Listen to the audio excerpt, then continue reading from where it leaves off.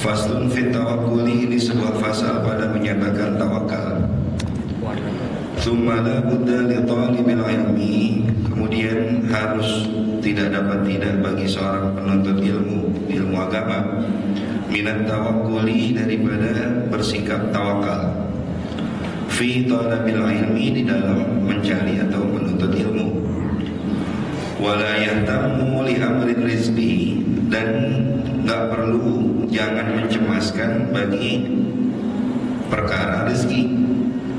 Jadi kalau kita punya anak gitu ya, jangan kita langsung suruh nyari uang, nyari rezeki, suruh belajar aja. Jadi jangan sampai dia kepikiran buat nyari rezeki gitu. Wala yusghila qalbahu, dan jangan disibukkan hatinya orang yang menuntut ilmu itu bidzalika, dengan nyari rezeki.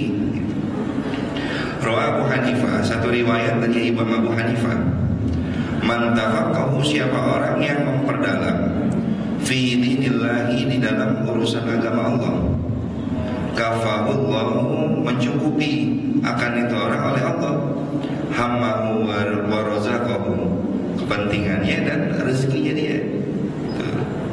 Jadi kalau kita lihat ada orang alim gitu ya, dia nggak kerja, dia nggak ngapa-ngapain, tapi dia bisa dapat rezeki banyak, jangan curiga gitu. Sebab memang Allah udah jamin gitu.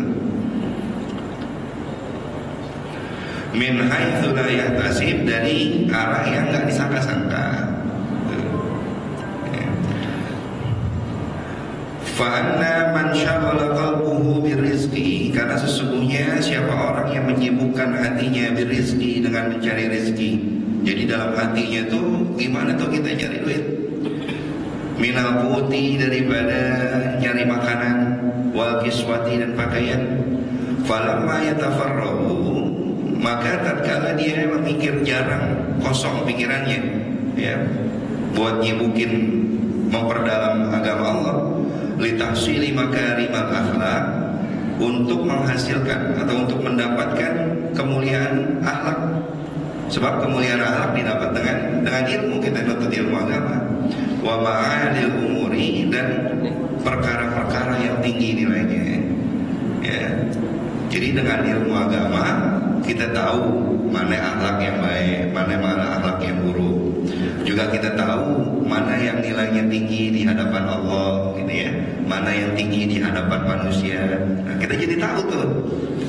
Nah, siapa orang yang nyibukin hatinya dengan ya kasarnya nyari duit nuluan deh gitu ya, nyari duit nuluan tanpa dia sempetin waktunya buat nuntut ilmu agama. Nah, itu suatu kerugian ya. Wala yahtamul aqilu, dan jangan mencemaskan bagi orang yang punya akal, li amri dunia, bagi perkara dunianya, li annal hamma wal hazana, karena sesungguhnya yang namanya cemas lalu sedih, la yuraddu musibatan, enggak bakalan bisa menolak musibah ya. Dengan kita tuh cemasin masalah uang, masalah rezeki ya, kita cemasin itu susah, kita jadi galau, jadi resah, wah gimana nih besok mau makan apa, itu juga gak bakalan bisa nolak musibah, nolak bala. Wala yanfa, dan begitu tuh gak manfaat. Bal yadurrul qalba, bahkan dia bisa bahaya bagi hatinya dia gitu. Bagi hati kita nih bisa jadi bahaya begitu. Wal aqla, dan juga bagi akal kita ya, bisa aja jadi akalnya jadi gak sehat. Gimana nyari duit gitu ya, kepikiran terus, akhirnya dia cara nyambil uang orang, umpamanya dia curi gitu. Itu kan akalnya kalau begitu udah rusak gitu. Wal badan ya, dan juga bisa merusak badan. Wa yuhillu bil a'malil khair, dan juga bisa menghapus amalan-amalan kebaikan. Karena dia terlalu sibuk nyari uang, dia nggak ngerti apa artinya riba, ya, ngomongin orang gitu ya. Nah itu kan dia bisa ngapusin amal-amalan dia. Ya, karena dia terlalu sibuk nyari rezeki, dia lupa nimba ilmu agama, dia nggak tahu syarat-syarat rukun-rukun sholat. Itu kan penyesalan. Kita sholat nggak tahu rukun-rukunnya, nggak tahu syarat-syaratnya, nggak sah gitu. Ya, ma yatawassalu ilal wajib fahuwal wajib. Apa-apa yang menjadi perantara yang wajib, maka hukumnya wajib. Ya, sholat 5 waktu wajib. Yang mengantarkan sholat 5 waktu itu apa?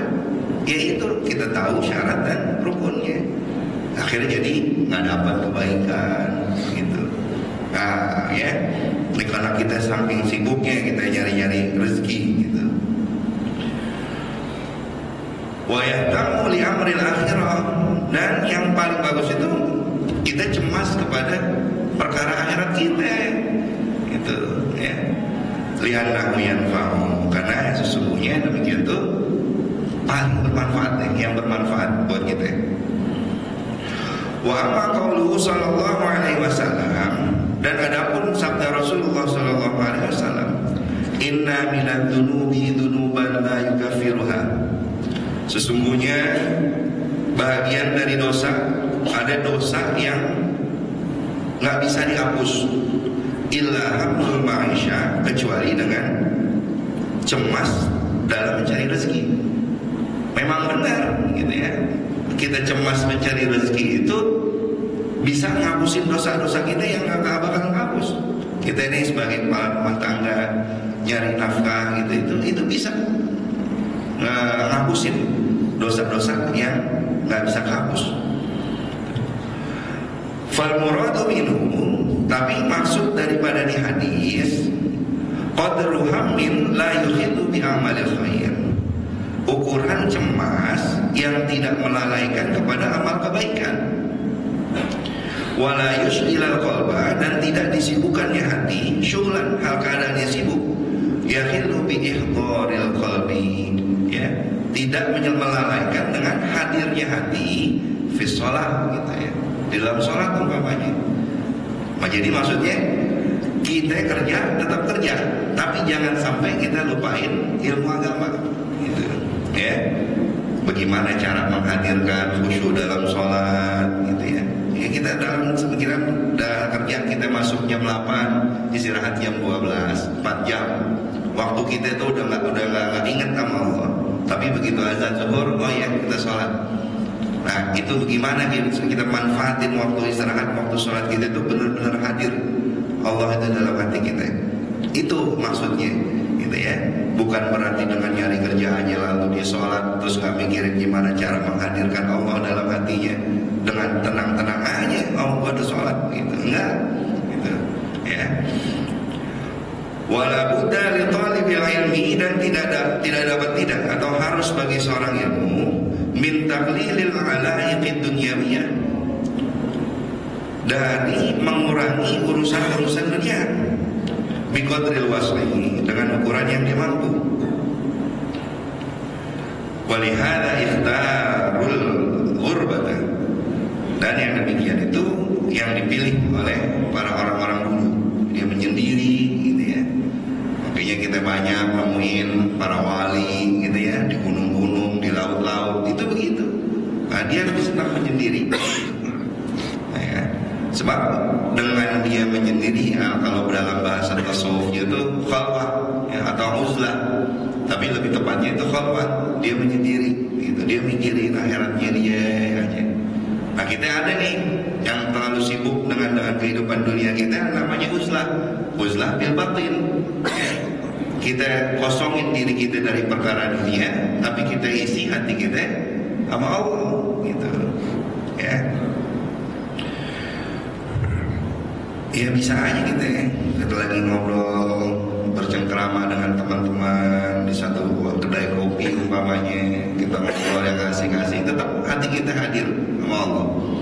Dia zikir bil qalbi gitu. Itu yang diharapkan gitu ya. Wala budda li talibil ilmi, dan tidak bagi seorang penuntut ilmu min ta'ammulil masyaqqati, dari